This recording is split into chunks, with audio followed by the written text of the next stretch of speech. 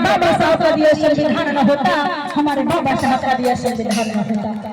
संविधान का मतलब होता है सब बने बराबर, और विधान मतलब नियम या कानून।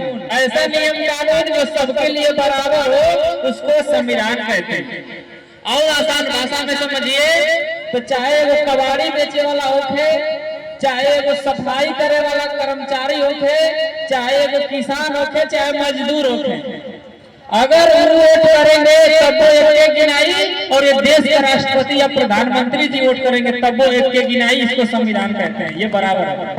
एक गरीब व्यक्ति हत्या करेगा जो सजा मिलेगी वही इस देश के प्रधानमंत्री जी अगर किसी की हत्या करेंगे तो वही सजा मिलेगी। ये संविधान कहता है, इसको संविधान कहते हैं। यहाँ सभी लोग बराबर होते हैं। जिस दौर में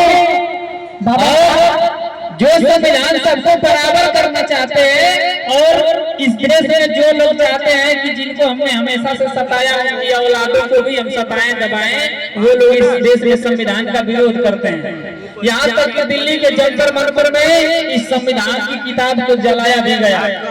तो ऐसे लोगों के लिए, इस समाज के लोगों का कहना है जो संविधान को मानते हैं, जो संविधान में आस्था रखते हैं, उस समाज की आवाज है कि समुद्र की गहराई माप सके ऐसा कोई माप है क्या? समुद्र की गहराई माप सके ऐसा कोई माप है क्या? आसमान की ऊंचाई माप सके ऐसा कोई माप है क्या? तुम संविधान बदलने की बात करते हो पगले, दूसरा संविधान लिख दे ऐसा कोई तुम्हारे पास बाप है क्या? क्या बात है, क्या बात है। लेकिन जब संविधान लिखने की बारी आई थी तो पूरे देश में खोजा गया कि कोई ऐसा व्यक्ति मिल जाए जो अंग्रेजों को 24 घंटा में प्रारूप तैयार करके दे दे। जबकि गांधी जी भी बैरिस्टर थे, नेहरू जी भी बैरिस्टर थे, लेकिन खोज समाप्त हुई जाके बाबा साहब के पास, और स्वयं चल करके सरदार वल्लभ भाई पटेल और नेहरू जी पहुंचे थे कि बाबा साहब 24 घंटे में हमें प्रारूप देना है कि आप देश को कैसे चलाएंगे।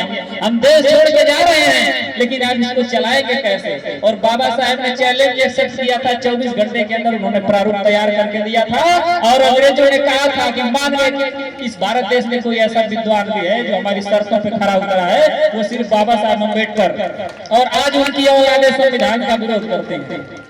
तो इसलिए कहना है ये जिस दौर में अपने महापुरुषों का नाम लेना एक क्रांति मानी जाती थी, उस दौर से उस कारवां को आगे बढ़ाने वाले जिस प्रांगण में हम प्रोग्राम कर रहे हैं, गौतम बुद्ध प्राथमिक विद्यालय साहली भदौरा के संस्थापक रहे परम आदरणीय परिनिभुद्ध सुरेश राव जी, आपको मैं कोटि कोटि नमन करती हूँ। आप इस दुनिया में तो नहीं रहे लेकिन ये क्रांति आपने जो जला रखी है उसका ये हमको देखने को मिल रहा है।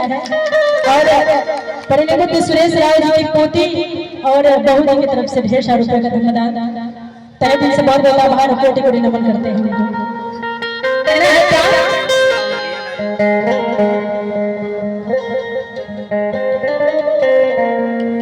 हवा से भी पूछो, घटा से भी पूछो, ये जो तुम्हारा है, भीम की ये दौलत है, भीम की बदौलत है, भीम का सहारा है।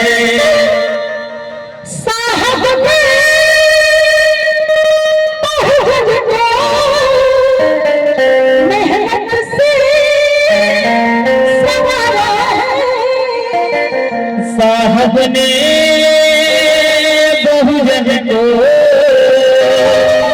मेहनत से संवारा है। अच्छा, हम सभी लोगों को मिशन कलाकार के रूप में समाज देखता है। प्रीति बहुत ही अपने क्लास की टॉपर रही है, अपने विद्यालय में टॉपर रही है, बहुत ही होनहार छात्रा रही है। मैं भी बड़ा होनहार छात्र रहा हूँ, लेकिन हम लोग गायक क्यों बने? क्योंकि ये हमारा जो समाज है ना, इसी समाज के लोग पहले नाचते गाते थे।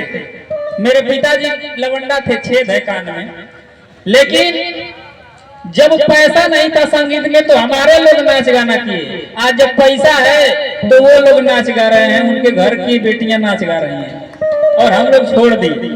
तो हम कलाकार क्यों बन गए मिशन का? क्योंकि हमारे समाज के लोगों को पहले शिक्षा से वंचित किया गया, और जिसके पास शिक्षा नहीं है उसको पशु माना जाता है, पशु के समान माना जाता है, बैल बुद्धि मोट बुद्धि कहा जाता है। तो हमको पहले शिक्षा से वंचित किया गया। ऐसी बात वर्तमान सरकार द्वारा सीरियल बनवा दिया गया दुनिया भर का, और वो सीरियल में क्या दिखाया गया बॉलीवुड में क्या दिखाया गया, सीरियल में दिखाया गया कि